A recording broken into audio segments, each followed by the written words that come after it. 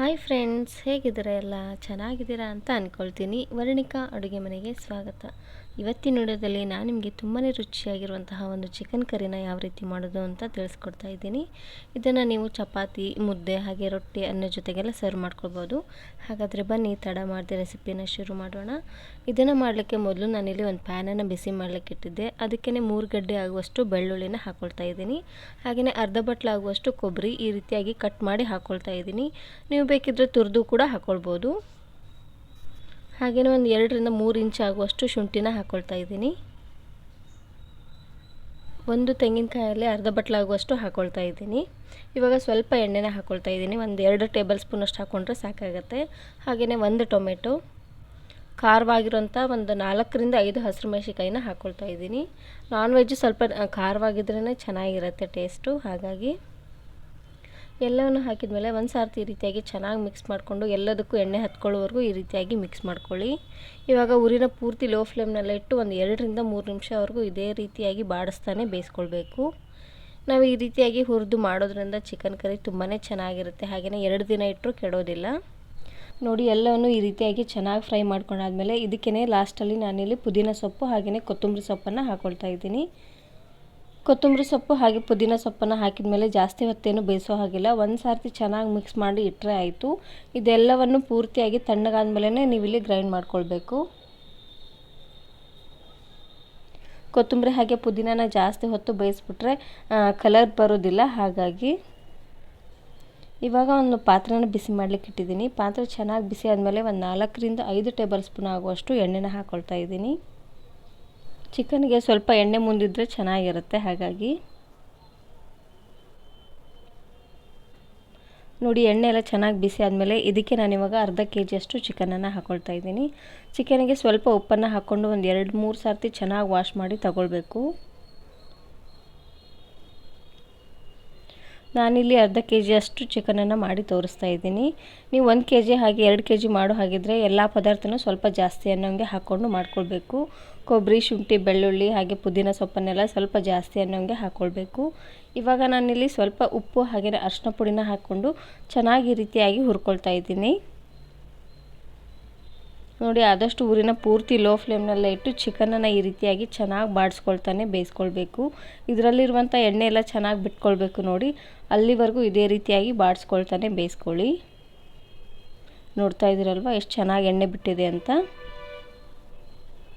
ಈ ರೀತಿಯಾಗಿ ಚಿಕನ್ನಲ್ಲಿರುವಂಥ ಎಣ್ಣೆ ಬಿಡೋವರೆಗೂ ಇದೇ ರೀತಿಯಾಗಿ ಬಾಡಿಸ್ಕೊಳ್ತಾನೆ ಬೇಯಿಸ್ಕೊಳ್ಬೇಕು. ಇದರಲ್ಲಿರುವಂಥ ಹಸಿ ವಾಸನೆ ಎಲ್ಲ ಹೋಗುತ್ತೆ. ಇವಾಗ ನಾನಿಲ್ಲಿ ರುಬ್ಬಿರುವಂತಹ ಮಸಾಲೆನ ಹಾಕ್ಕೊಳ್ತಾ ಇದ್ದೀನಿ. ಮಸಾಲೆನ ಹಾಕಿದ ಮೇಲೆ ಊರಿನ ಪೂರ್ತಿ ಲೋ ಫ್ಲೇಮ್ನಲ್ಲೇ ಇಟ್ಟು ಒಂದು 2-3 ನಿಮಿಷ ಚೆನ್ನಾಗಿ ಇದನ್ನು ಬೇಯಿಸ್ಕೊಳ್ಬೇಕು. ಎಲ್ಲ ಚಿಕನ್ಗೂ ಮಸಾಲೆ ಎಲ್ಲ ಎಳ್ಕೊಳ್ಬೇಕು. ನೋಡಿ, ಹಾಗಾಗಿ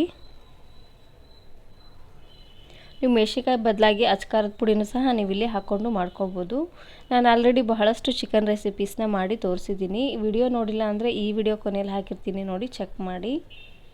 ಚಿಕನ್ ಬಿರಿಯಾನಿ ಆಗಿರ್ಬೋದು, ಹಾಗೆ ಚಿಕನ್ ಚಾಪ್ಸು, ಚಿಕನ್ ಕರಿ ಎಲ್ಲ ಯಾವ ರೀತಿ ಸುಲಭವಾಗಿ ಮಾಡೋದು ಅಂತ ವಿಡಿಯೋ ತಿಳಿಸ್ಕೊಟ್ಟಿದ್ದೀನಿ. ಇವಾಗ ಮುಚ್ಚಳನ ಮುಚ್ಚಿ ಒಂದು ಕುದಿ ಬರೋವರೆಗೂ ಕುದಿಸ್ಕೊಂಡು ತೊಗೊಳ್ಬೇಕು. ನೋಡ್ತಾ ಇದ್ದೀರಲ್ವ, ಈ ರೀತಿಯಾಗಿ ಒಂದು ಸಾರ್ತಿ ಚೆನ್ನಾಗಿ ಕುದಿ ಬರೋವರೆಗೂ ಇದನ್ನು ಮಸಾಲೆ ಹಾಕಿದ ಮೇಲೆ ಕುದಿಸ್ಕೊಂಡು ತಗೊಳ್ಳಿ. ಈ ರೀತಿ ಮಾಡೋದ್ರಿಂದ ಎಲ್ಲ ಚಿಕನ್ ಪೀಸಸ್ಗೂ ಮಸಾಲೆ ಎಲ್ಲ ಚೆನ್ನಾಗಿ ಹತ್ಕೊಳ್ಳುತ್ತೆ. ಹಾಗಾಗಿ ಇವಾಗ ನಾನಿಲ್ಲಿ ಸ್ವಲ್ಪ ನೀರನ್ನು ಹಾಕ್ಕೊಳ್ತಾ ಇದ್ದೀನಿ. ಮಿಕ್ಸಿಯಲ್ಲಿ ಇನ್ನು ಸ್ವಲ್ಪ ಮಸಾಲೆ ಇತ್ತು, ಅದಕ್ಕೆ ಸ್ವಲ್ಪ ನೀರನ್ನು ಹಾಕ್ಕೊಳ್ತಾ ಇದ್ದೀನಿ. ನಿಮಗೆ ಗ್ರೇವಿ ಎಷ್ಟು ಗಟ್ಟಿ ಬೇಕೋ ಅಷ್ಟು ನೀರನ್ನು ಸಹ ನೀವು ಇಲ್ಲಿ ಹಾಕ್ಕೊಳ್ಬೋದು. ನಾನಿಲ್ಲಿ ಚಪಾತಿ ಜೊತೆಗೆ ಮಾಡ್ಕೊಳ್ತಾ ಇದ್ದೀನಿ. ಹಾಗಾಗಿ ಸ್ವಲ್ಪ ಗಟ್ಟಿ ಅನ್ನೋಂಗೆ ಮಾಡ್ಕೊಳ್ತಾ ಇದ್ದೀನಿ. ನೋಡೋದಕ್ಕೆ ಸ್ವಲ್ಪ ತೆಳ್ಳ ಅನಿಸ್ಬೋದು. ಪೂರ್ತಿ ಎಲ್ಲ ಚೆನ್ನಾಗಿ ಚಿಕನ್ನೆಲ್ಲ ಬೆಂದಾದಮೇಲೆ ಇನ್ನೂ ಸ್ವಲ್ಪ ಗ್ರೇವಿ ಗಟ್ಟಿಯಾಗಿ ಬರುತ್ತೆ. ಇವಾಗ ಲಾಸ್ಟಲ್ಲಿ 1 ಟೇಬಲ್ ಸ್ಪೂನ್ ಆಗುವಷ್ಟು ಚಿಕನ್ ಮಸಾಲೆನ ಹಾಕ್ಕೊಳ್ತಾ ಇದ್ದೀನಿ. ಹಾಗೆಯೇ ಅರ್ಧ ಟೇಬಲ್ ಸ್ಪೂನ್ ಆಗುವಷ್ಟು ಗರಂ ಮಸಾಲ. ಇವೆರಡು ಮಸಾಲೆ ಹಾಕಿದ್ರೆ ಸಾಕು, ಜಾಸ್ತಿ ಮಸಾಲ ಏನೂ ಬೇಡ. ಇವಾಗ ಒಂದು ಸಾರ್ತಿ ಈ ರೀತಿಯಾಗಿ ಚೆನ್ನಾಗಿ ಮಿಕ್ಸ್ ಮಾಡಿಕೊಂಡು ಮುಚ್ಚಳನ ಮುಚ್ಚಿ ಚೆನ್ನಾಗಿ ಕುದಿ ಬರೋವರೆಗೂ ಇದನ್ನು ಬೇಯಿಸ್ಕೊಳ್ಬೇಕು. ನೋಡ್ತಾ ಇದ್ದೀರಲ್ವ, ಈ ರೀತಿಯಾಗಿ ಚೆನ್ನಾಗಿ ಕುದಿ ಬಂದಾದಮೇಲೆ ಮತ್ತೆ ಈ ರೀತಿಯಾಗಿ ಚೆನ್ನಾಗಿ ತಿರುಗಿಸ್ಕೊಳ್ಬೇಕಾಗತ್ತೆ. ಒಂದು ಸಾರ್ತಿ ಈ ರೀತಿಯಾಗಿ ಚೆನ್ನಾಗಿ ಕುದಿ ಬಂದಾದಮೇಲೆ ಇವಾಗ ಉರಿನ ಪೂರ್ತಿ ಲೋ ಫ್ಲೇಮ್ನಲ್ಲೇ ಇಟ್ಟು ಬೇಯಿಸ್ಕೊಳ್ಬೇಕು. ಈ ರೀತಿ ಮಾಡೋದ್ರಿಂದ ಎಲ್ಲ ಚಿಕನ್ ಪೀಸಸ್ಸು ಚೆನ್ನಾಗಿ ಬೇಯುತ್ತೆ. ಲಾಸ್ಟಲ್ಲಿ ಸಣ್ಣದಾಗಿ ಕಟ್ ಮಾಡಿರುವಂತಹ ಕೊತ್ತಂಬರಿ ಸೊಪ್ಪನ್ನು ಹಾಕಿದ್ರೆ ಆಯಿತು. ರುಚಿಯಾಗಿರುವಂತಹ ಚಿಕನ್ ಕರಿ ರೆಡಿ ಆಗುತ್ತೆ. ನಾನಿವತ್ತು ಈ ಚಿಕನ್ ಕರಿನ ಚಪಾತಿ ಜೊತೆಗೆ ಸರ್ವ್ ಮಾಡ್ಕೊತಾ ಇದ್ದೀನಿ. ನೋಡ್ತಾ ಇದ್ದೀರಲ್ವ ಚಿಕನ್ ಕರಿ ಎಷ್ಟು ಸೂಪರಾಗಿ ಬಂದಿದೆ ಅಂತ. ಒಂದೇ ರೀತಿ ಚಿಕನ್ ಕರಿನ ಮಾಡೋದಕ್ಕಿಂತ ಈ ರೀತಿಯಾಗಿ ಡಿಫ್ರೆಂಟಾಗಿ ಮಾಡ್ಕೊಳ್ಳಿ, ತುಂಬಾ ರುಚಿಯಾಗಿರುತ್ತೆ.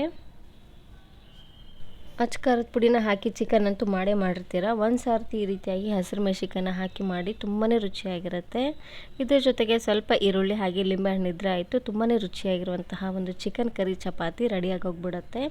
ನಾನಿವತ್ತು ಇದ್ರ ಜೊತೆಗೆ ಕಬಾಬನ್ನು ಮಾಡಿದ್ದೆ. ಆಲ್ರೆಡಿ ಕಬಾಬ್ ರೆಸಿಪಿನ ಯಾವ ರೀತಿ ಮಾಡೋದು ಅಂತ ತಿಳಿಸ್ಕೊಟ್ಟಿದ್ದೀನಿ. ವಿಡಿಯೋ ಎಂಡಲ್ಲಿ ಹಾಕ್ತೀನಿ, ನೋಡಿ ಚೆಕ್ ಮಾಡಿ.